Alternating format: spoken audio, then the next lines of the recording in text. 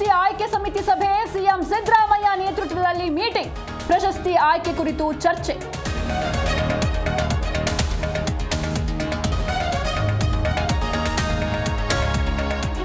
ಕುರ್ಚಿಗಾಗಿ Siddu DK ನಡುವೆ fight, DKShi CM ಆಗಬಾರದೆಂದು ಷಡ್ಯಂತ್ರ ನಡೀತಾ ಇದೆ, ಸಂಸದ ಜಗದೀಶ್ ಶೆಟ್ಟರ್ ಹೇಳಿಕೆ.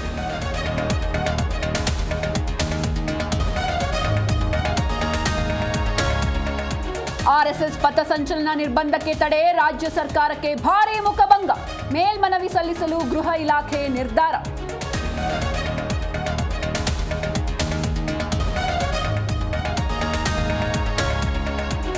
ಆರ್ಎಸ್ಎಸ್ ವಿರುದ್ಧ ತೊಡೆತಟ್ಟಿ ಖರ್ಗೆ ಮಗ ಮಣ್ಣು ಮುಕ್ಕಿದ್ದಾರೆ, ಹೈಕೋರ್ಟ್ ತೀರ್ಪು ರಾಷ್ಟ್ರೀಯತೆಗೆ ಸಿಕ್ಕ ಜಯ, ಹುಬ್ಬಳ್ಳಿಯಲ್ಲಿ ಈಶ್ವರಪ್ಪ ಹೇಳಿಕೆ.